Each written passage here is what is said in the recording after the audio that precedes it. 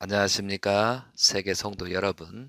2023년도 철력 3월 12일, 양력 4월 30일 성일이 되겠습니다. 벌써 2023년도가 3분의 1, 4월 달이 지나고 있습니다. 참으로 시간이 빠르게 흐르는 것 같습니다.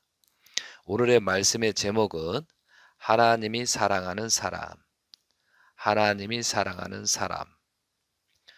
진실로 하나님이 사랑하는 사람이 어떤 사람이냐, 이거에 대해서 원리 말씀과 성경 말씀을 통해서 우리가 함께 생각하는 입장이 되겠습니다. 정말 하나님이 사랑하는 사람은 누구인가? 정말 제가 저를 놓고도 마찬가지지만 여러분들도 내가 지금 현재 하는 모습에 하나님이 나를 사랑할 수 있을까? 그런 생각을 좀 해 주셨으면 좋겠습니다. 진실로 우리가 어떻게 살아야 행복한 삶이고 그 행복을 얻었다 하더라도 하나님께서 바라시고 원하시는 것이 아니면 결국은 그 행복은 금방 사라집니다. 그리고 불행이 닥치잖아요. 그래서 여러분들이 하나님이 사랑하는 사람이 되려면은 어떠한 모습으로 거듭나야 되겠냐? 지금 제가 살고 있는, 여러분이 살고 있는 그 현실에서 어떻게 거듭나고 어떠한 마음으로 행동하고 그 행동을 통해서 육적인 내용을 정리하고 갈 것인가? 이제 이런 생각을 현재 해봤으면 좋겠습니다. 먼저 원리강론의 말씀을 좀 봉독하도록 하겠습니다. 원리강론 258페이지입니다. 원리강론 258페이지. 그리고 창세기 4장에 대해서 또 성경 말씀을 언급을 하도록 하겠습니다. 원리강론 258쪽입니다. 복귀섭리 역사와 나라는 개성체는 어디까지나 복귀섭리 역사의 소산이다. 따라서 나는 이 역사가 요구하는 목적을 이루어야 할 나인 것이다. 그러므로서 나는 역사의 뜻 가운데 서야 하며 그러기 위하여는 복귀섭리 역사가 오랜 기간을 두고 종적으로 요구하여 나오고 있는 탕감 조건들을 나 자신을 중심하고 횡적으로 찾아 세워야 하는 것이다. 그러므로 비로소 나는 복귀섭리 역사가 바라는 결실체로서 설 수 있는 것이다. 따라서 우리는 이제까지의 역사 노정에서 복귀섭리의 목적을 위하여 부름받았던 선지선열들이 이루지 못한 시대적인 사명들은 이제 나를 중심하고 일대에서 횡적으로 탕감복귀하지 않으면 아니 된다. 그렇지 않고서는 복귀섭리의 목적을 완수할 개체가 될 수 없는 것이다. 우리가 이러한 역사적인 승리자가 되기 위하여는 선지선열들을 대하시던 하나님의 심정과 그들을 부르셨던 하나님의 근본 뜻, 그리고 그들에게 맡겨졌던 섭리적인 사명들이 과연 어떠한 것이었던가 하는 것을 상세히 알아야 한다. 그러나 타락 인간은 그 자신으로서 이러한 입장에 설 수 없는 사람은, 설 수 있는 사람은 하나도 없는 것이다. 그러므로 우리는 복귀 섭리의 완성자로 오시는 재림 주님을 통하여 그 모든 것을 알고 또 그를 믿고 모셔 그와 하나가 됨으로써 그와 함께 복귀 섭리 역사의 종적인 탕감 조건들을 횡적으로 찾아 세운 입장에 서지 않으면 안 되는 것이다. 이와 같이 복귀 섭리의 뜻을 이루기 위하여 왔다 간 모든 선인들이 걸었던 길은 오늘날 우리들이 다시 되풀이해서 걸어야 할 길인 것이다. 뿐만 아니라 우리는 그들이 다 걷지 못하고 남기고 간 길까지도 모두 걸어야 한다. 그렇기 때문에 타락 인간은 복귀 섭리의 내용을 모르고서는 결코 생명의 길을 찾아 나갈 수 없는 것이다. 우리들이 복귀 섭리를 자세히 알아야 하는 이유는 여기에 있는 것이다 라고 되어 있습니다. 원리강론 후편 서론에 있는 내용입니다. 그런데 여기서 말씀하시는 것은 복귀 섭리를 알아야 된다. 아담부터 지금까지 모든 선인들, 선열들, 중심 인물들이 어떻게 살았으며 무엇을 실패했는가, 또한 실패한 내용을 자세히 보고 나는 어떻게 살 것이냐, 이것이 우리가 해야 될 일이라고 여기 써 있습니다. 이러한 내용을 할 때 하나님이 사랑하는 사람이 될 수 있다라는 내용입니다. 사랑하는 성도 여러분, 많은 사람들이 재림주를 모시고 지금까지 왔습니다. 그리고 남들이 반대하고 남들이 고난을 주더라도 이게 옳다 해서 여기까지 왔습니다. 그런데 여기까지 오다 보니까 지금 현재 재림 예수님이 성하신 이후에 많은 환란이 찾아오고 있습니다. 그리고 어딘가 모르게 초조하고 어딘가 모르게 환란이 오고 심판이 올 거를 전부 다 그렇게 생각하고 있다는 거죠. 그러면 우리 자신들이 지금 어떠한 모습을 하고 있느냐? 정말 하나님이 바라시고 재림 예수님께서 바라시는 그런 누종으로서 우리가 축복 가정으로서 살고 있느냐? 또한 세상적으로 봤을 때 우리가 모범적으로 살고 있느냐, 이제 이런 생각을 현재 지금 해볼 필요가 있지 않느냐 싶습니다.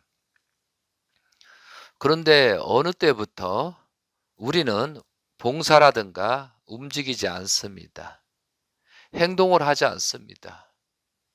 그리고 남의 탓만 하고 비난하는 사람들이 늘어나고 있습니다. 그러니까 두 사람, 세 사람이 모이면은 모이는 그 장소에 우리는 하나님이 사랑하는 사람으로서 어떻게 할 것이냐, 어떤 식으로 가자, 한번 우리 이렇게 실천해 보자. 그런 것보다는 오히려 남을 비방하고 욕하고 그렇게 하는 거잖아요. 그런 모습들을 저도 많이 보고 있고 여러분도 많이 보고 있습니다.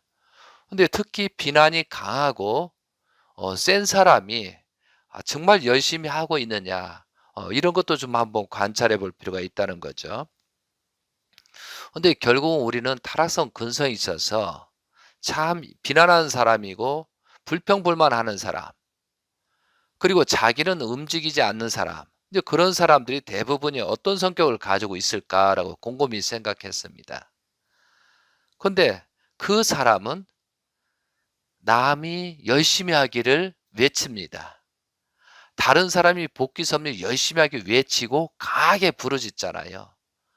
그러면 더불어 자기도 행복해질 수 있고 더불어 그 복을 받으면서 갈 수 있다, 이런 착각을 하고 그렇게 하는 것 같습니다. 그런데 복은 하나님이 사랑하는 사람이 되려면은 내 자신이 무엇을 하고 내가 어떻게 해야 될 것인가, 그리고 거듭나는 행동을 해야 되잖아요. 그런데 한순간의 기쁨과 쾌락을 위해서 남들한테만 잘하라고 외칩니다. 그리고 못하면 비난합니다. 그리고 남의 탓을 하잖아요. 근데 정작 본인은 아무것도 하지 않는다는 거죠. 그러면서 남이 안 하니까 내가 불행해졌다, 남이 안 하니까 내가 불행해지고 지금 슬프고 환경이 이렇게 됐다, 이렇게 원망하잖아요.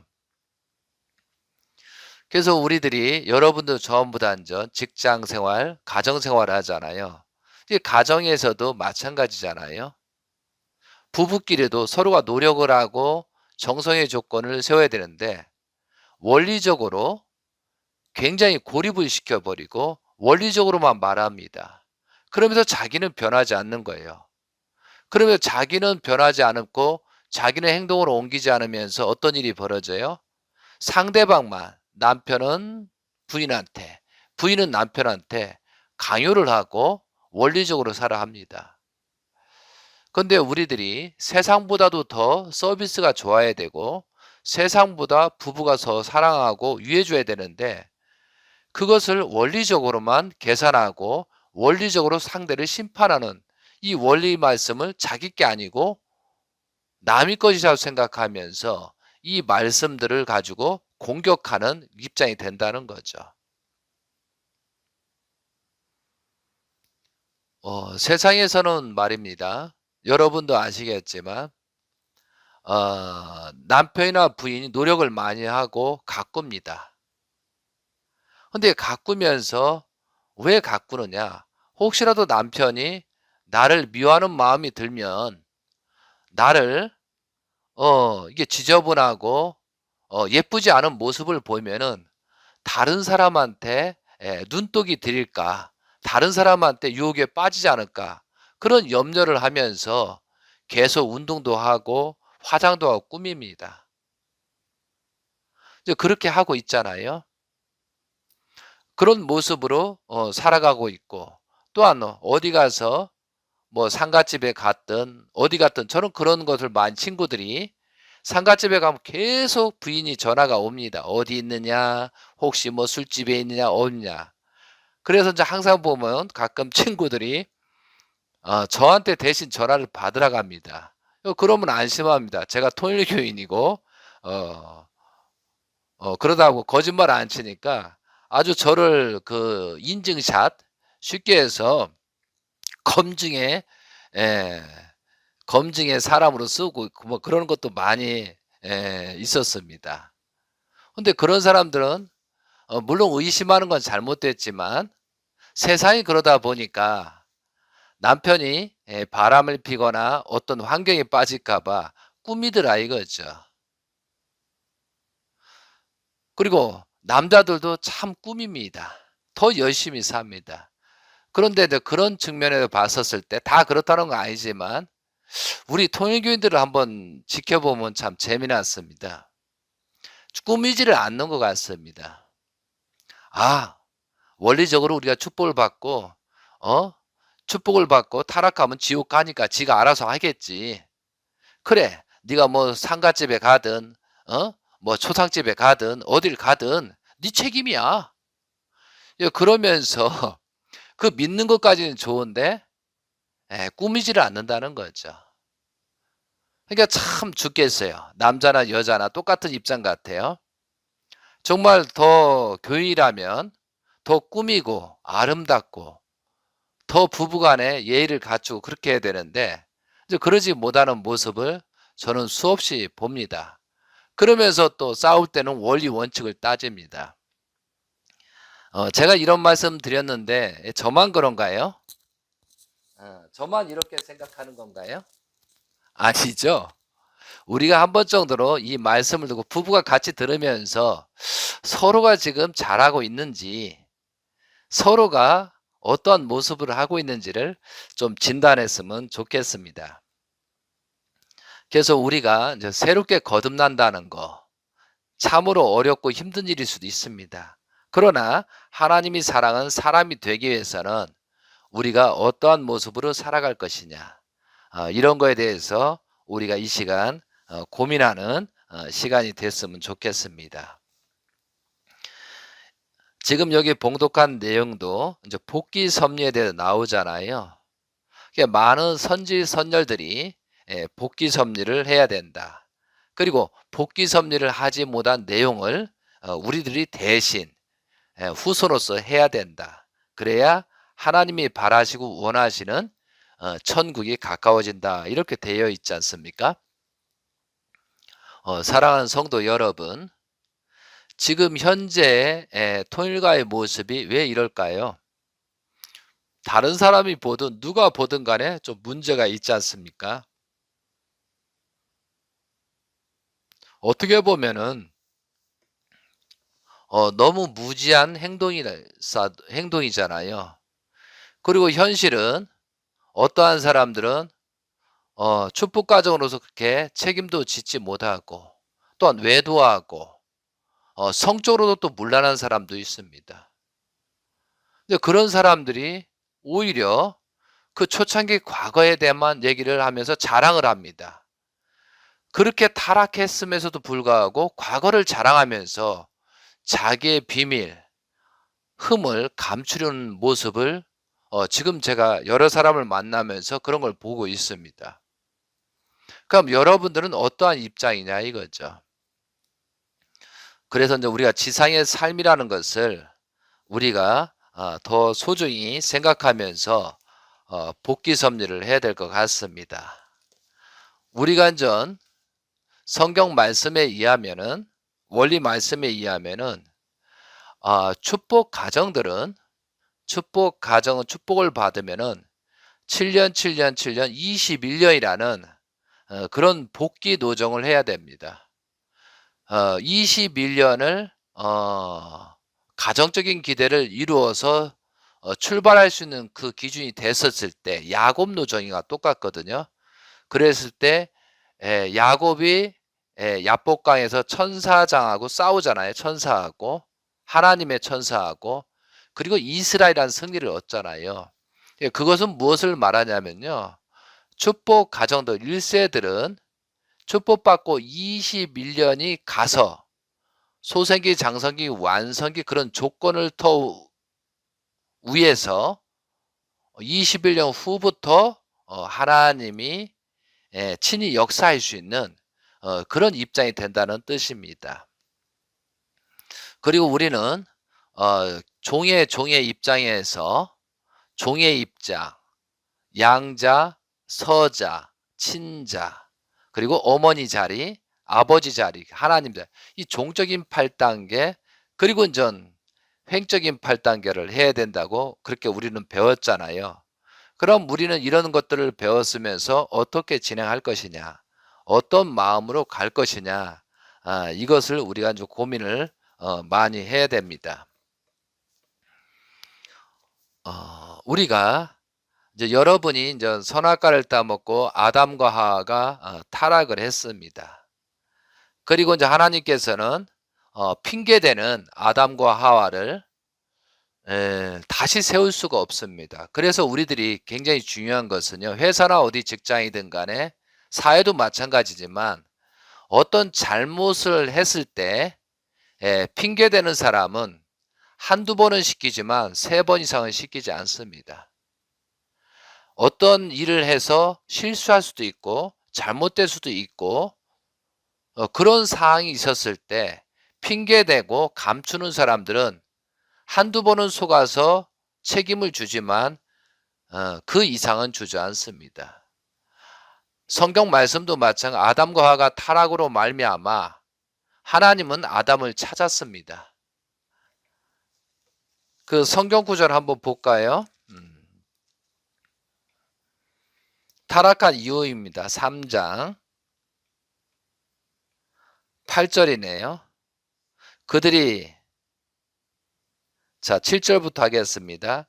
이에 그들이 눈이 밝아져 자기들이 벗은 줄을 알고 무화과 나무 잎을 엮어 치마로 삼았더라. 그들이 그날 바람이 불 때 동산에 거하시는 여호와 하나님의 소리를 듣고 아담과 그의 아내가 여호와의 하나님의 낯을 피하여 동산 나무 사이에 숨은지라. 여호와 하나님이 아담을 부르시며 그에게 이르시되 내가 어디 있느냐. 이거 복귀 섭리해 주려고 그랬던 거거든요. 근데 이르되 내가 동산에서 하나님의 소리를 듣고 내가 벗었으므로 두려워하여 숨었나이다. 11절 이르시되 누가 너의 벗었음을 내가 알렸느냐. 내가 내게 먹지 말라 명령한 그 나무를 열매를 내가 먹었느냐. 그러니까 이제 꾸짖으신 거죠. 그런데 여기서 아담과 하와가 회개를 했다면은 용서를 빌었다면은 하나님은 여기에서 더 좋은 방법으로 복귀 섭리를 진행했을 것입니다.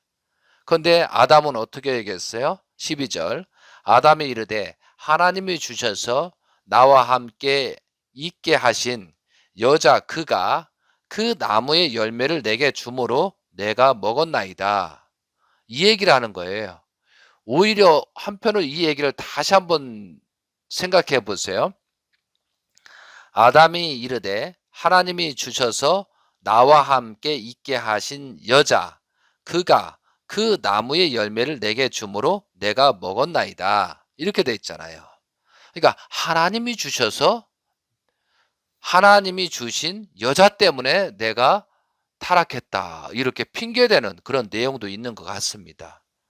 근데 13절에 여호와 하나님이 여자에게 이르시되 내가 어찌하여 이렇게 하였느냐? 여자가 이르되 뱀이 나를 꿰므로 내가 먹었나이다. 이렇게 하잖아요. 여기서 이제 핑계를 댄 거죠. 엄청난 범죄를 저질러 놓고 하나님의 계속 완성을 하는 아담과 하와가 돼야 되는데 그러지 못하고 핑계됨으로 말미암아 하나님은 그 핑계대는 아담과 하와하고 다시 일할 수가 없어요. 왜? 또 그렇게 시켰더라 하더라도 기절 또 핑계댈 거니까 더 큰 핑계되기 때문에 그 이상은 없습니다. 그리고 아담과 하와의 행적 중에 아담과 하와가 타락으로 말미암아 하나님이 직접적으로 주관하는 말씀이 없었다는 겁니다. 그럼 지금도 마찬가지예요. 우리가 축복 가정이든 뭐든 하나님께서 어떤 지시라든가 우리가 성경 말씀을 통해서 또한 축복까지 받고 여러 가지 했잖아요. 근데 타락으로 말미암아 있었을 때는 하나님과 입장이 굉장히 멀어진 거죠. 그러면서 나 위치가 타락으로 말미암아 종의 종으로 떨어진 거거든요.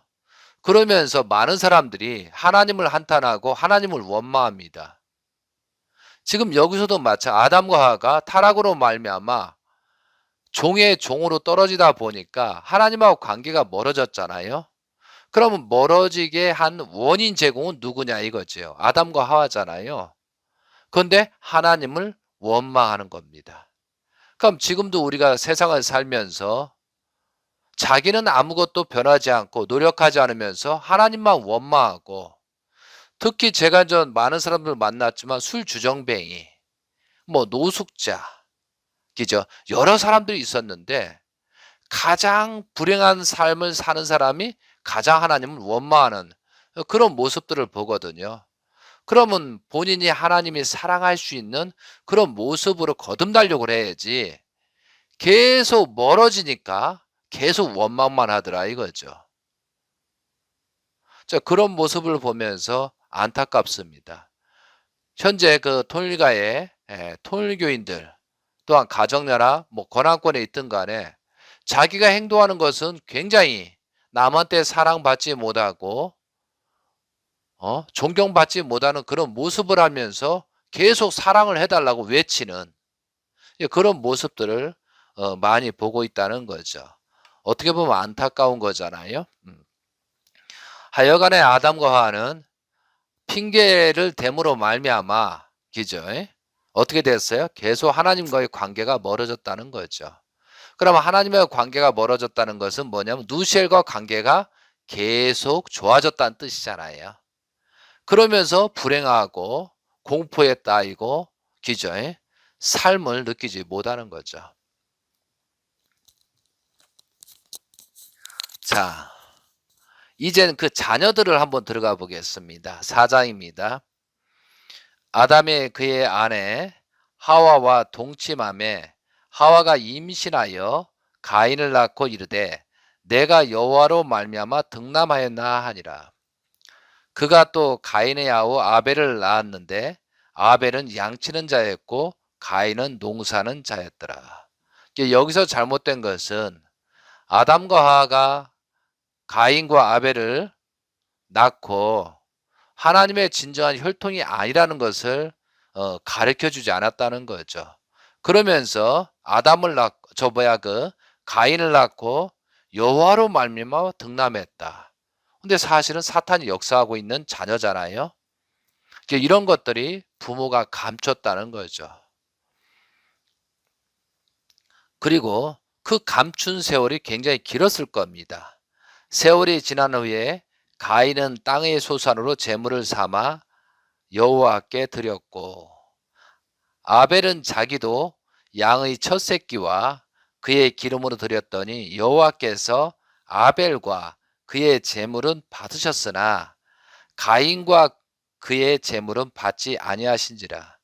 가인이 몹시 분하여 안색이 변하니 여호와께서 가인에게 이르시되 내가 분하여함은 어찌 됨이며 안색이 변함은 어찌 됨이냐. 내가 선을 행하면 어찌 낯을 들지 못하겠느냐. 선을 행하지 아니하면 죄가 문에 엎드려 있느니라. 죄가 너를 원하나 너는 죄를 다스릴지니라. 가인이 그의 아우 아벨에게 말하고 그들이 들에 있을 때 가인이 그의 아우 아벨을 쳐 죽이니라. 그런데 여기에서 이제 제물이 올리잖아요. 아담과 하가 타락으로 말미암아 아담과 하를 죽일 수가 없으니까 하나님은 후손에서 가인 편, 아벨 편을 나누고 선과 악을 분립해서 복귀 섭리를 하려고 합니다. 그러면 우리가 이제 많은 말씀 속에 재림 예수님의 말씀 속에서 가인은 하나님이 보시기에 더 사탄적인 영적인 타락, 육적인 타락이 시작되는 그 초기이기 때문에 가인을 사탄 편, 아벨을 선편으로 두고 아벨을 통해서 제물을 통해서 가인까지 복귀하려고 하는 것이 하나님의 계획이었잖아요. 이제 그런 것들을 알고 아담과 하가 가인에게 아벨에게 실제 하나님이 이런 제물을 올릴 때 이런 사정으로서 너희들한테 아버지 엄마 아담과 하가 제물을 올리지 못한다. 정말 미안하다. 그러니까 너희들이 아담과 하가 타락으로 말미암아 이런 제물을 올리는 것이니까 너희들이 부모 대신 조건을 세웠으면 좋겠다. 이런 말을 했으면 어땠을까요? 그러면 이 4장 이후에 성경의 내용이 복귀 섭리가 있을 필요가 없었다는 거죠. 그런데 여기서 보세요. 세월이 지난 후에 가인은 땅의 소산으로 제물을 삼아 여호와에게 드렸고, 제가 전 그 성경 말씀에 이런 말씀을 언급한 적이 있잖아요. 제가 말씀 중에 한번 그것도 다시 한번 확인해 보시고요.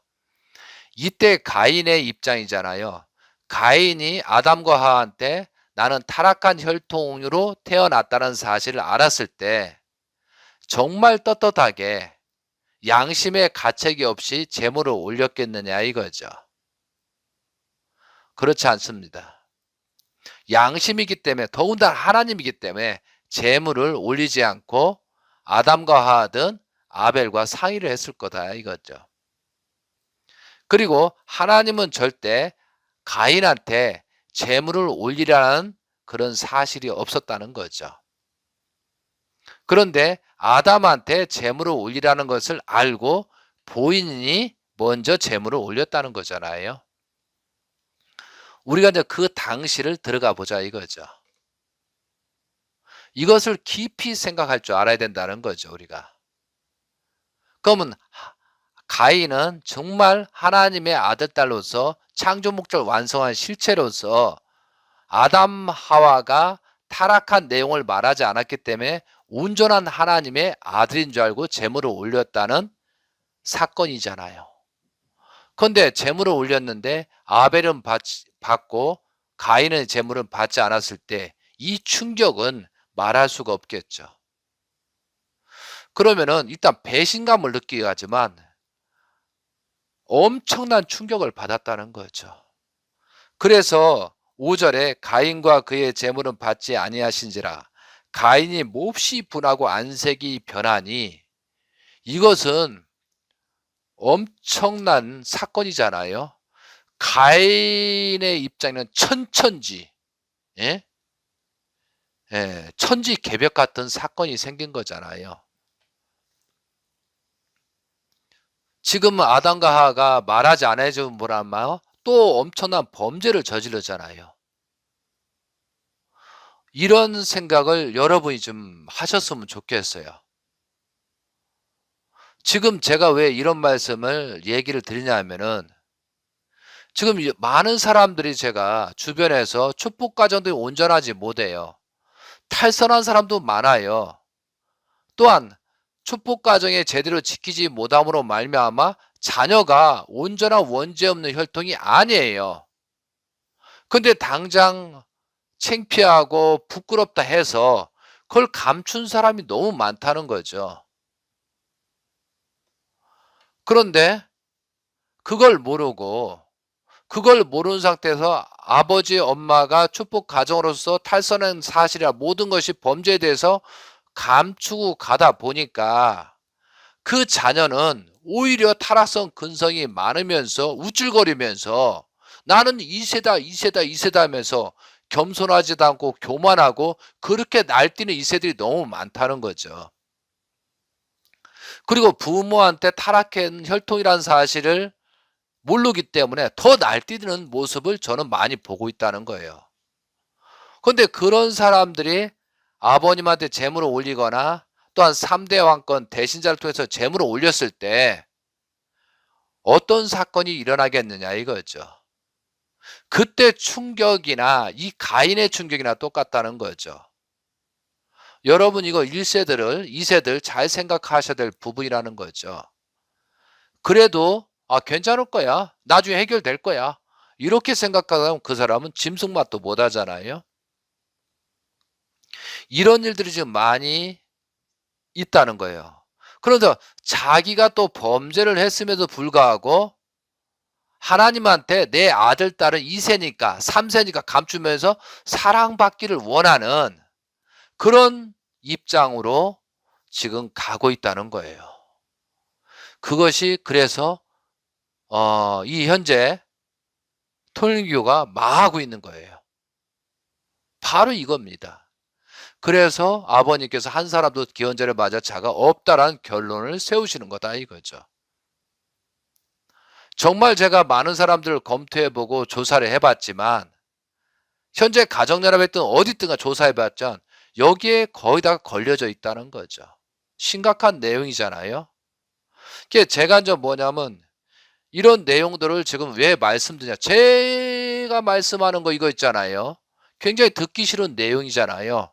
사탄이 보면 미치는 내용이고 하나님의 보시기에는 정말 그래도 잘하고 있다라고 하실 거예요. 왜? 어떻게든 살리고 싶으니까요. 여러분이 잘못한 그런 결과에 대해서 후손한테 나타납니다. 그렇잖아요. 여기서 큰 문제는 가인이 전혀 모르는 상태에서 재물을 올렸다는 거예요. 그런데 이제 여기서 왜 살인사건이 났느냐. 지난 시간에도 말씀드렸지만 몹시 분하고 안색이 변하잖아요. 하나님이 재물을 받지 않은 상태예요.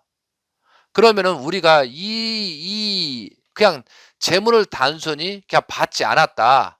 뭐 이렇게만 생각한다면 덜 충격인데 여러분 한번 이렇게 한번 생각해 보자 이거죠.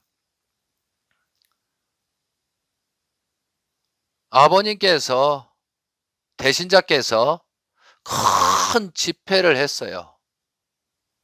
그리고 많은 사람이 예물을 봉정했습니다. 근데 예물을 봉정하는데 타락한 사람이 예물을 봉정했었을 때 그냥 하루 정리는 하겠죠. 근데 만약에 우리가 모시는 예수님이든 재림 예수님이 그 물건을 벗고 이놈의 사탄아 마귀 쉽게 하고 집어 던졌다고 생각해요. 그 많은 사람들 중에. 그러면 그 광경을 다 보고 있었잖아요. 이 타락한 혈통아! 네가 어떻게 나한테 재물을 줄 수 있어? 이런 마귀 같은 놈! 너는 부모한테 안 들었냐? 이런 식으로 그렇게 하면서 내 던져버렸다 이거죠. 그러면 그 인생이 그 충격이 어떻게 되겠어요? 얼마나 그 이후에 부모를 원망하고 왜 부모님 이런 사건에 대해서 타락한 것에 대해서 말하지 않아서 내가 이런 충격을 받고 하나님한테 저주받는 이런 내용에 생길 수밖에 없게끔 했느냐라고 얼마나 원망하냐 이거요. 그렇지 않겠습니까? 이 충격은 말할 수 없어요. 우리들이 생육하고 번성만 한 사람도 자식을 사랑하는 마음이 있잖아요. 그러니까 내 자신이 자식에 대해서 흠을 감춰주는 것까지는 좋지만 다른 사람이 봤을 때는 안 되잖아요. 그렇게 말을 해줘 가지고 자녀가 다시 재출발할 수 있게끔 그렇게 만들어줄 책임이 있다는 거죠. 왜? 죄는 핑계대면 안 되거든요. 여러분 이 생각을 하세요. 지금 여기에 해당되든 안 되든 모든 사람들이 모든 촛불까지 이 생각을 하면서 좀 살아주셨으면 좋겠습니다. 그 충격. 만약 제가 그런 일을 당했을 때 완전히 미쳐버릴 것 같아요. 어떤 예물을 올렸는데 정말 농사 져가지고 정성껏 올리고 하고 닦고 했는데 누가 그걸 집어 던졌다고 생각을 해보세요. 그러니까 제가 누구한테 정말 아름답게 해서 꽃을 만들어서 줬는데 그 꽃을 짓밟아 가지고 작살 내버렸다 이거죠. 막 표현 말로 오죠. 글쎄 때 그 사람 가만 놔두겠어요? 내가 그렇게 정성을 들였는데 왜 밟았냐? 근데 지금 여기는 대상이 하나님이잖아요. 가인이 하나님한테 그런 충격을 받은 거라 이거죠. 미쳐버리죠. 더군다나 그런 순간에 자기가 온전하지 않다는 사실, 타락한 혈통이라는 사실을 깨달았을 때 더 충격을 받잖아요.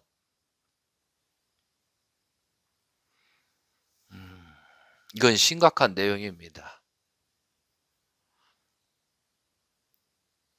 지금 제가 오늘 재림 예수님께서 복귀 섭리의 말씀을 하라 했더니 지금 현재 이 내용을 제가 지금 갑자기 하게 되는 거거든요.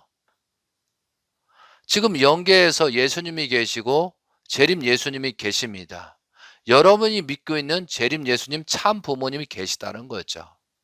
어떻게든 지상에서 정말 회개하고 해고 조금이라도 거듭나서 영계에 왔으면 좋겠잖아요. 죽음은 끝나는 게 아니라 영계에 가서 그 지옥에 생활하는 그 축복가정 자녀들을 보면서 그 고통을 하나님은 재림 예수님은 어떻게 생각하셔요?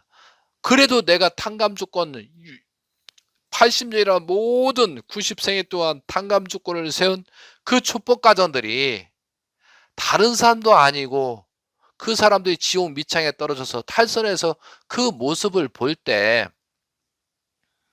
그 심정은 아마 어떨까요? 그래서 어떻게 보면은 재림 예수님께서 그런 것을 모든 것을 조건 삼아서 심정에 십자가를 지고 가셨지만 영계 여러분이 그런 모습으로 갔었을 때 두 번, 세 번 부모님을 죽이는 그런 살인자가 되지 않겠어요? 이건 심각한 내용이라는 거죠. 자, 그리고 6절, 7절입니다. 8절. 여호와께서 가인에게 이르시되 내가 분하여 함은 어찌 됨이며 안색이 변함은 어찌 됨이냐. 꾸짖습니다. 왜 지금 가인이 재물을 받지 못해서 재물을 집어 던져서 괴로운데 또 네가 어떻게 재물을 올렸어 이놈의 자식아. 가인아 네가 어떻게 나한테 재물을 올렸냐 이거지. 너는 분명히 아담과 하하가 네 부모가 타락했다고 말해줬는데도 불구하고 왜 올렸냐라는 식으로 하나님은 질문한 거예요. 그런데 가인은 전혀 알아듣지를 못했잖아요. 전혀 아담과 하하가 타락한 사실을 몰랐기 때문에 보내줬잖아요. 이것은 이 내용은 누구를 꾸짖는가? 아담과 하하를 꾸짖는 거예요. 사실은. 여호께서 가인에게 이르시되 내가 분하여 함은 어찌 됨이며 안색이 변하면 어찌 됨이냐. 이 말은 아담 하와한테 말하는 거라고요. 사실은. 그렇지 않겠습니다. 내가 선을 행하면 어찌 낯을 들지 못하겠느냐. 선을 행하지 아니하면 죄가 문에 엎드려 있느니라. 죄가 너를 원하나 너는 죄를 다스렸다. 이게 죄를 다스릴지다. 이것은 죄를 다스려 가지고 한다는 게 아니고 속박받는다는 뜻이에요. 가인이 그의 아우 아벨에게 말하고 그들이 들에 있을 때 가인이 그의 아우를 쳐 죽이니라. 이렇게 돼 있어요. 근데 여기서 지난 시간에 말씀을 드렸지만 왜 쳐 죽였을까요? 가인이 아벨을. 이 순간에 제물을 받지 않는 그 순간에 가인은 누구를 찾았겠어요? 하나님이 나의 아버지가 아니라 하면은 누군가 또 다른 아버지가 있잖아요. 그 누시엘이 찾는 거였죠. 그리고 가인이 엄청난 충격을 받고 고뇌에 빠졌을 때 가짜라도 위로한다고 누시엘이 나타난 거예요. 천사장이. 그러면서 위로합니다. 그리고 감싸줍니다. 왜? 또 이용해 먹어야 되니까. 그래도 우리가 있잖아요. 누가 어떤 어려움이 생기거나 어떤 처했을 때 그 위로하는 사람을 잘 봐야 돼요. 위로한 사람이 또 자기를 또 타락시키게 하고 더 문제가 생기게끔 하려고 그런 유혹적인 내용도 많이 있다는 거죠. 지금 여기에서 누시엘이가 나타나는 거예요. 내가 아버지라고. 내가 정말 너의 아버지라고 나타납니다. 그러면서 지혜를 줍니다. 슬퍼하지 마라, 가인아. 내가 아버지다. 그런데 말이다, 하나님이 아벨이 없다고 하면은 네 재물을 무조건 받았을 것이다. 혼자니까. 근데 아벨이 있기 때문에 재물을 받은 것이니 아벨을 죽여라. 이렇게 된 거예요. 그래서 가인이 아벨을 쳐 죽이는 살인사건까지 가는 거예요. 여러분요, 이것은 지금이나 옛날이나 똑같습니다.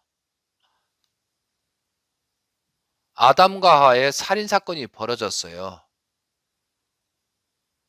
그런데 지금도 드라마나 세상의 드라마나 뭐 여러분 TV 많이 보셨으면 알겠지만 어떤 한 여자가 어떤 한 남자가 정말 연인을 만나서 연애를 하다가 만났는데 나중에 결혼할 시점에 출생의 비밀이 드러나고 뭐 누나 동생이 돼버리고 그러면서 이제 난리가 납니다. 이러지도 못하고 저러지도 못하는 그런 드라마를 많이 봤을 것이다 이거죠. 이게 남의 일인가요? 우리가 잘못하면 우리 일도 될 수 있다는 거죠.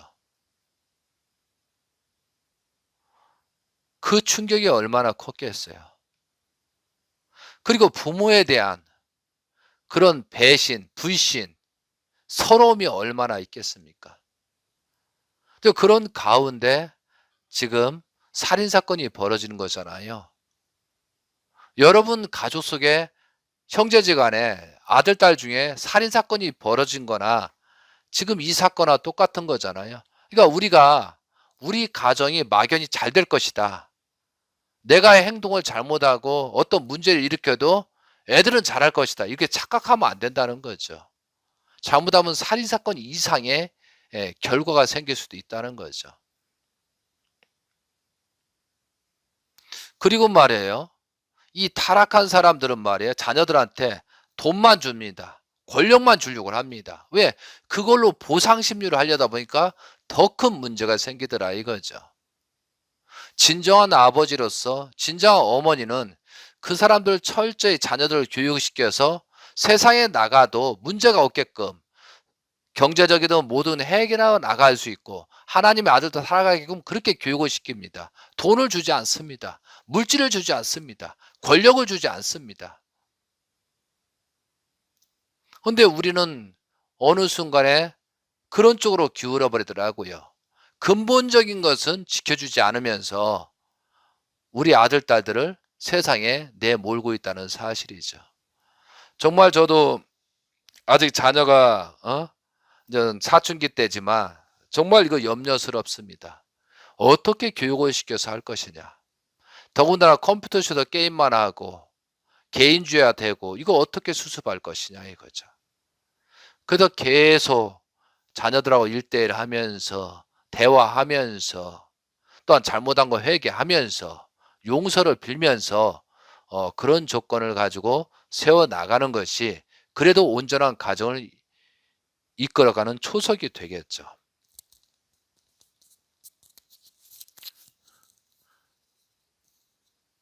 자, 결론은 가인이 아벨을 쳐 죽였습니다.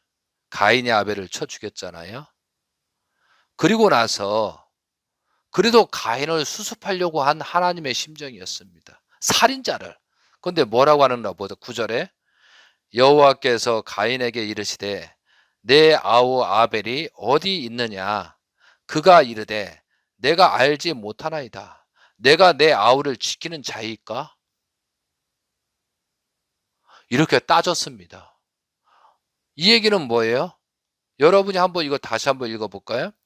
여호와께서 가인에게 이르시되 내 아우 아벨이 어디 있느냐 그가 이르되 내가 알지 못하나이다. 내가 내 아우를 지키는 자이니까? 몇 번 읽어보시면 느껴요.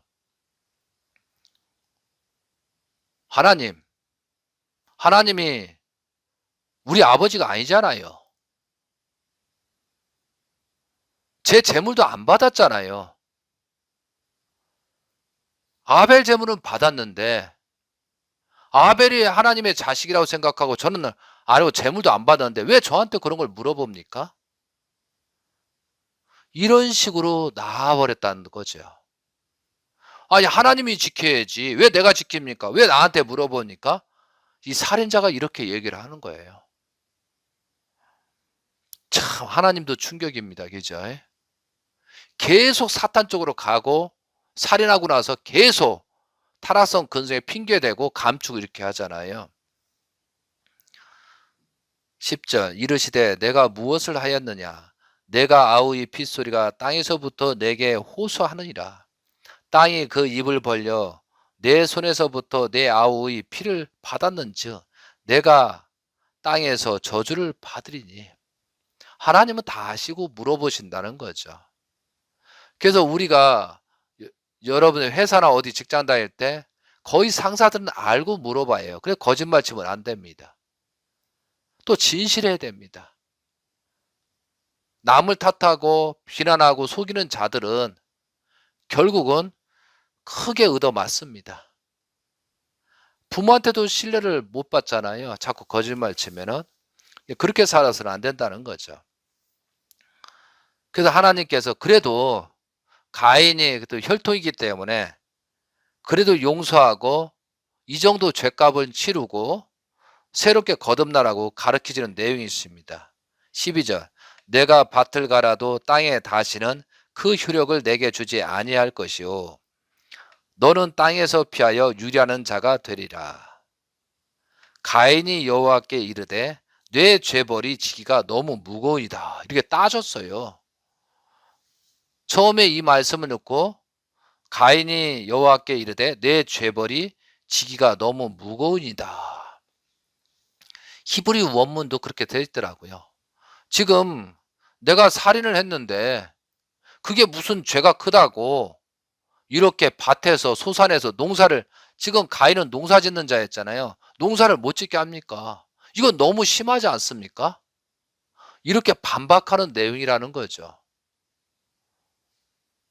우리가 통일교회 축복받고 탈선했으면서도 회개하고 용서 빌지 않고 아들, 딸을 감추는 이건 반박하는 것보다 그 이상이겠죠.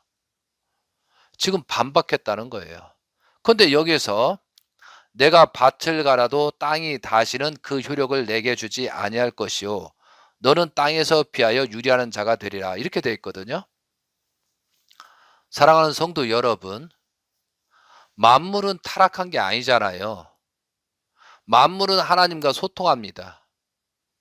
근데 타락한 인간이 나를 먹으려 하고 취하려 하고 그랬을 때 그 식물들이 좋아하겠어요? 또한 동물들을 좋아하겠냐? 그런 입장에서 자기 이치를 떠나 종의 종으로 떨어졌기 때문에 만물들을 싫어하는 거예요. 그러니까 꽃이 펴도 저놈의 가인한테 살인자 때 들어가기 싫은 거예요. 그러니까 꽃이 그냥 바로 시들어 버리는 거예요. 제가 좀 2007년부터 12년도까지 천정궁 관리하면서요. 재림 예수님께서 외국으로 출타를 합니다. 그리고 외국에 출타를 해 가지고 한국에 오십니다. 봄에 오셔요. 그런데 몽울이 졌던 그런 철쭉이나 그런 꽃들이 아직 때가 아닌데도 재림주가 오신다고 그러니까 그걸 보여드리기 위해서 활짝 펴버리더라고요. 저 그런 거 한두 번 목격한 게 아닙니다. 그리고 천정궁의 나무들이 춤을 추듯이 그런 모습. 그리고 또 어떤 훈독이나 뭐 하던 까치들이나 그 새들이 막 와가지고 짹짹짹 그럽니다. 그랬을 때, 야, 인사 됐으니까 가라! 그러면 또 소리가 안 납니다. 그리고 천정궁 내실에 또한 연못에 큰 금붕어, 비단 그 잉어가 있었습니다. 근데 천정궁에 오셔가지고 아버님께서 내실에 들어가기 전에 그 붕어, 어항에 있는 붕어들한테 대화를 하시는 거, 한참 동안 대화를 하십니다. 그 내용이 뭐냐면은 내가 없는 동안에 무슨 일이 있었는가 그 붕어가 다 얘기를 해주는 거예요. 그런 것도 많이 봤습니다. 그러니까 실제 재림예수께서 대화를 하시더라고요. 그리고 어떤 열매나 뭐나 그런 것들이 그 애는 복숭아든 사과든 부모님이 계시잖아요. 그럼 잘 익습니다. 근데 부모님이 없는 해고 그러면은 시들시들합니다. 또 사과도 맛이 없습니다. 그런 것을 몇 회를 걸치면서 그걸 봤거든요. 아하, 만물들도 그렇구나. 이 자기가 열심히 성장하고 했던 그런 열매를 정말 온전한 사람이 먹었으면 좋겠다. 그런 마음으로 그런 심이 있다는 거죠. 심. 어떻게 보면 인간의 마음이 있다는 거죠. 그래서 우리가 기도할 때 뭐 어떤 식사를 취하거나 어떤 만물을 취할 때 항상 인사를 하고 기도하고 하늘한테 내가 오늘 먹음으로 말미암아 하나님이 먹은 것처럼 영계에서 재림주가 먹은 것처럼 그렇게 조건이라도 세우면은 그 만물들은 더 기뻐한다는 거죠. 그래서 우리가 완전 그 만물에 대한 기도 생활은 열심히 해야 될 것 같습니다. 우리가 온전하지 못하잖아요. 온전하지 못하고 정말 하나님의 아들, 딸이 되기 정말 그렇게 가까이 노력하는 입장이지 흠이 있잖아요. 그랬을 때 우리가 만물을 통해서 정성을 들여야 된다는 거죠. 이 가인이 농사를 지면서 그동안에 소산이 많았는데 소출이 많았는데 타락으로 말미암아 또한 아벨을 쳐 죽인 다음에 그 만물들이 먹히기 싫은 거예요. 왜? 살인자한테 먹기 싫은 거예요. 그런 마음에 있다는 거죠. 그러니까 만물까지 강제로 취하려고 하다 보니까 나무가 죽고 열매가 죽고 전부 다 죽어버리는 거예요. 그런 것을 봤을 때 우리가 지금 세상에서도 가난한 사람은요, 범죄자는 가난할 수밖에 없어요. 소산을 얻을 수가 없어요. 그러니까 또 그걸 뺏겠다 도둑질하고 강도질하고 살인하고 그렇게 하는 것 같아요. 그러니까 그런 것을 알면서 더 노력하고 정성을 들여서 올바른 길로 갈려야 되는데 그런 것을 깨닫지 못하니까 이런 문제가 생긴다는 거죠.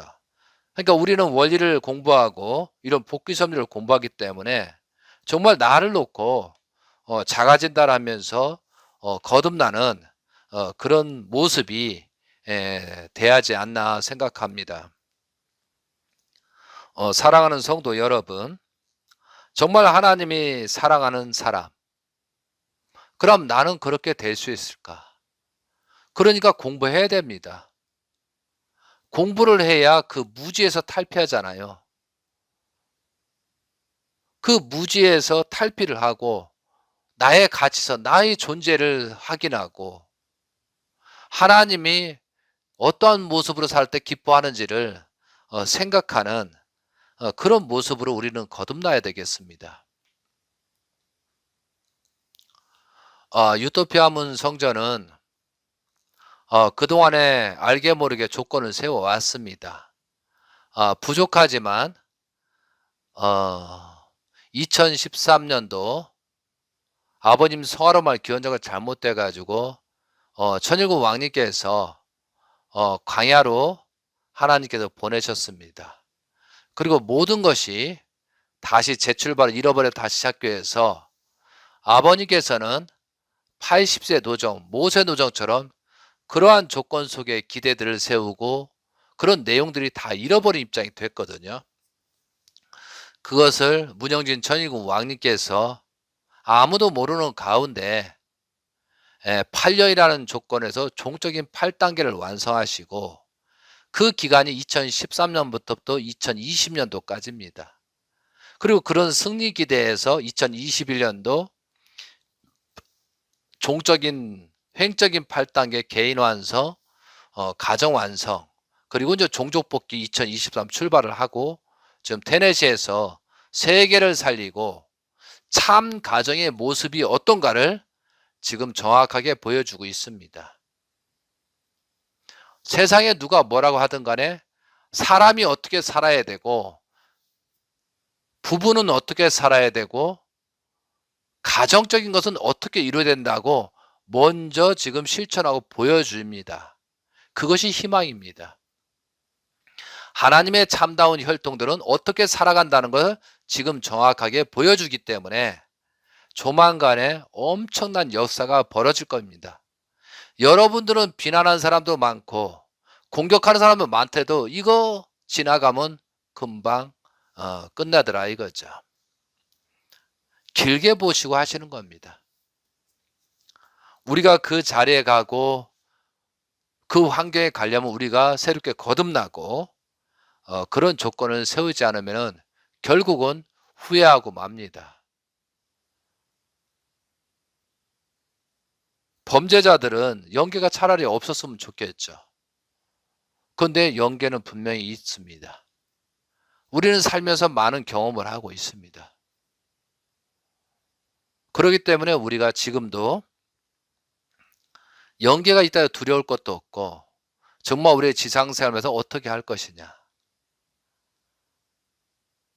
제가 전 50대 중반을 살고 있지만 시간이 금방 가는 것 같아요. 옛날에는 어른 말을 못 들었는데요.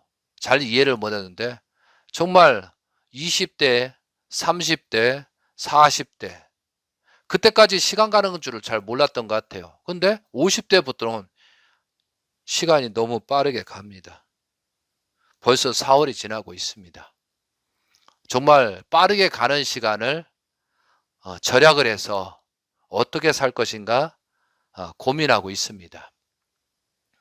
그래서 유토피아 문은 그래도 복귀 섭리 조금의 내용을 알기 때문에 조금의 조건 세운다고 10년 동안 정성의 조건을 세웠습니다.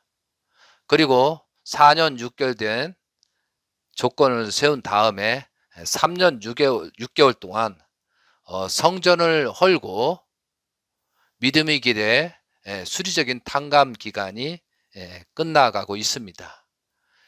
그래서 그 만 8년이 5월 1일까지입니다. 그래서 5월 2일 날 미국 시간으로 새롭게 출발을 하고 많은 사람들을 이런 말씀을 전달해 주고 정말 지금까지는 가정연합, 권한권의 통일교 이런 사람들 전달했지만 이제부터 말씀 내용이 좀 달라질 겁니다.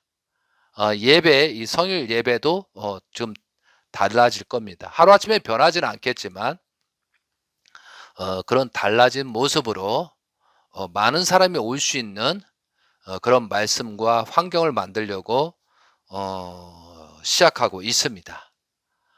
사랑하는 성도 여러분, 지금 천일국 왕님께서는 대신자는 정말 테네시에서 에덴 동산 참다운 가정으로서 지금 하나씩 단계를 밟고 계십니다. 그래서 옆에서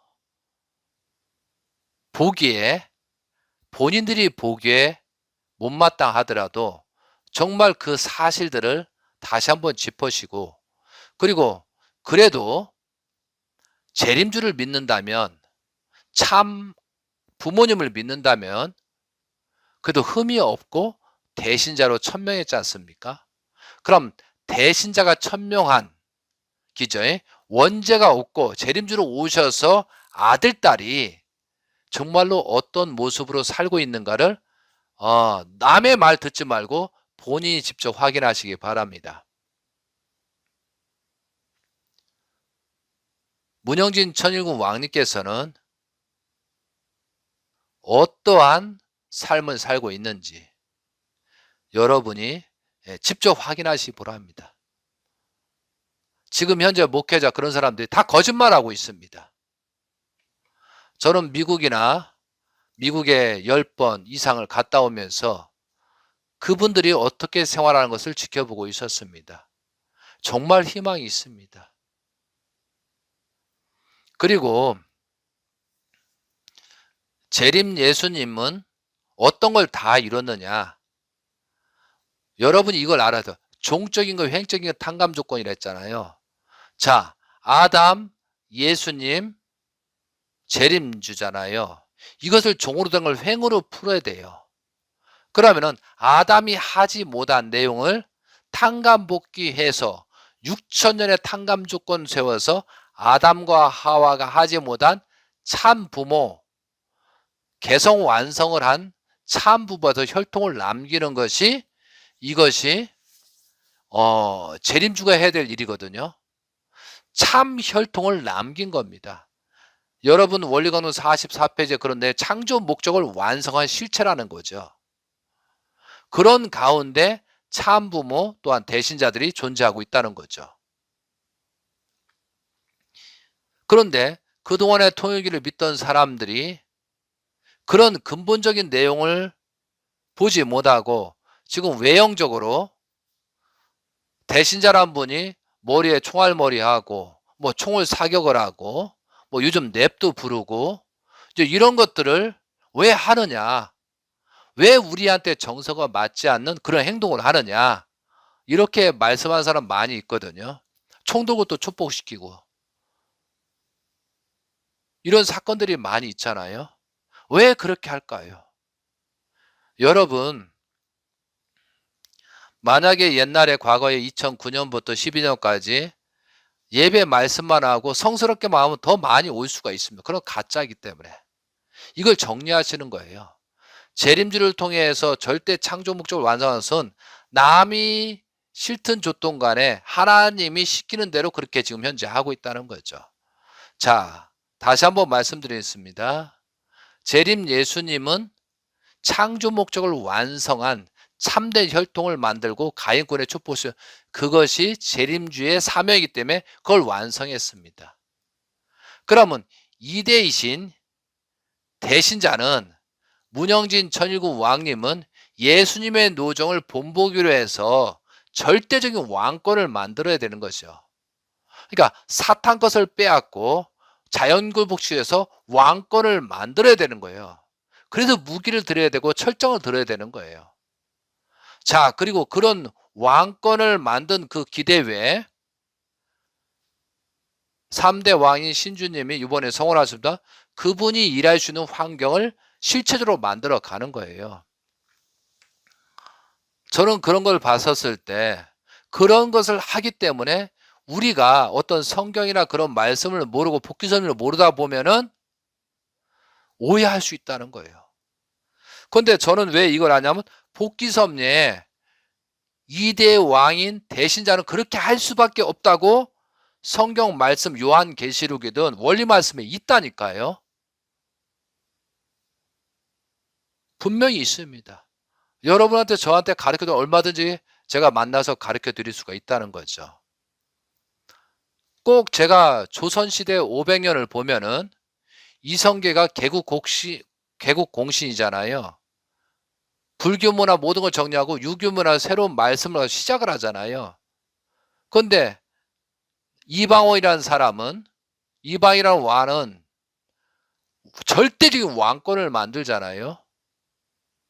그리고 이방원의 아들, 셋째 아들은 태평성대, 세종대왕 태평성대를 이루잖아요. 그러니까 저는 한편으로는 한 나라도 절대 왕권을 만들기 위한 그런 일을 하는데 이방인이 잘했다고 하는 거 아니잖아요. 그럼 왕권을 만드는 것은 잘했거나 이거죠. 근데 세계를 통일하는, 세계를 하는 재림주 시대에 절대 왕권을 만들기 위해서 그렇게 노력하시고 있는 것이 문영진 천일국 왕님이라는 사실이죠. 이거 복귀 섭리를 알아야만 그걸 느낄 수가 있어요. 복귀 섭리를 모르고 제3자 뭐 이런 세상적인 논리를 보면 그것을 바라보기 어렵습니다. 그래서 우리는 공부를 해야 된다는 거죠. 지금도 오늘 가인과 아벨 건 살인사건에 대한 그 설명을 하잖아요. 원리강론에 뭐 이런 설명까지 깊이는 없지 않습니까? 근데 아버님 말씀 내용에 나온 것을 제가 말씀을 드리는 거다 이거죠. 사랑하는 성도 여러분, 자, 하나님이 사랑하는 사람이 되려면은 자신을 노출시켜야 됩니다. 그리고 자신이 어떠한 모습인가를 자가진단하자 이거죠. 그리고 부족한 걸 채워나가자 이거죠. 그런 사람들이 무리를 저는 찾을 겁니다. 그렇게 노력하고 뭐 지금 타락을 했든 안 했든 그것은 새롭게 정리해서 가는 사람들은 저는 협조해 줄 겁니다. 도와줄 겁니다. 그리고 우리는 거듭나는 사람고 회개하고 용서를 빌고 출발한 사람은 적극적으로 응원하고 기도해드리고 정서 드릴 겁니다. 그러나 끝까지 숨기거나 그거에서 말하지 않는 사람들은 더 이상 어떻게 해줄 수가 없잖아요. 오히려 그 사람들 경제적이나 악한 사람, 타락한 사람이 경제적이나 뭐나 물질이 충족될 때마다 더 악한 행동을 하잖아요. 그 물질을 다른 데로 써버리니까. 그렇기 때문에 하나님도 그런 부분을 괴로워하실 것입니다. 그리고 우리가 항상 여러분이 어떤 관계를 했든 간에 저는 천정궁에서 재림 예수님을 모셨던 그런 기대도 좀 있지만 항상 어떤 행동하고 어떤 내용을 할 때 옆에 하나님이 계시고 옆에 예수님이 계시고 재림 예수님이 계시고 참 부모님이 계시고 같은 분이지만 그랬을 때 나의 죽은 뭐 쉽게 해서 부모가 계시고 육신의 부모 있었을 때 나는 어떻게 행동하지 어떻게 하는 게 옳지 항상 그렇게 생각하고 있습니다. 예, 그래서 좀 매사에 조심스럽습니다. 오늘 이 말씀 내용도 옆에서 재림 예수님께서 이런 말씀까지 해달라라고 하셔서 말씀을 드립니다. 제가 이전까지 말씀을 드리고 유튜브에 말씀드린 것은 어떤 강의 아니나 어떤 뭐 자료를 가지고 한 적은 없습니다. 그때그때 재림 예수님께서 3대 왕권에서 몽시나 계시를 주시고 말씀할 때 또 이런 내용 하라고 그래서 저는 그동안 해왔습니다. 그래서 좀 편하게 했던 것 같습니다. 어떤 강의 아니나 어떤 자료를 가지고 한 게 아니기 때문에 앞으로도 이렇게 될지 안 될지는 모르겠지만 정말로 우리가 내 마음속에 몸속에 하나님이 거하고 쓰실 수 있는 그런 노력을 하는 사람에게들은 저는 열심히 서로 교섭하고 간섭하고 또한 관계를 하면서 수수작용할 겁니다. 사랑하는 세계 성도 여러분, 그리고 그동안에 저를 많이 도와주시고 또 협조해 주셔서 감사드립니다. 이제 5월 2일부터 새롭게 출발하고자 합니다. 진실로 우리들이 하나님의 사랑하는 사람으로서 어떻게 살아야 할 것이냐. 여러분들도 각자 지도자이시고 책임자시고 또 가정의 종족의 왕과 왕비입니다. 그런 모습으로서 나는 어떻게 할 것이냐. 하나님이 사랑하는 사람으로서 나는 어떠한 모습으로 거듭날 것이냐. 누구를 원망보다도 지금부터 낮은 자리부터 다시 출발하는 그런 자세로서 새롭게 거듭나셨으면 좋겠습니다. 그렇게 이제 개인적이고 타락성 근성을 버리지 못하니까 재림 예수님께서 흠이 없다. 또한 완벽하다. 나보다 낫다. 그리고 대신자로 천명을 했는데 그분을 원망하는 사람도 있잖아요. 왜? 자기 중심적으로 바라다 보니까 사탄이 좋아하는 쪽으로 생각하고 그런 말을 하게 되는 거잖아요. 예, 그런 것을 우리가 잘 자가 진단해서 새롭게 거듭나시는 여러분이 되시고 정말 영계 육계를 대표한 지상 생활을 어떻게 할 것이냐. 그래서 깊이 하시는 내용이 되겠습니다. 이제 4월을 마무리 짓고 5월이 시작됩니다. 정말 가정의 달이라고 하잖아요. 정말 우리가 새롭게 출발하면서 조상님들의 감사를 느끼고 영계에 계신 예수님, 재림 예수님, 많은 성도들을 선지 선열들도 있지 않습니까? 감사하면서 5월 달을 시작하는 여러분이 되시기 바랍니다. 하나님이 사랑하는 사람으로서 그 모습으로 어떻게 살아갈 것이냐 하는 생각을 하면서 이상으로 말씀을 마치도록 하겠습니다. 감사합니다. 사랑합니다. 아주.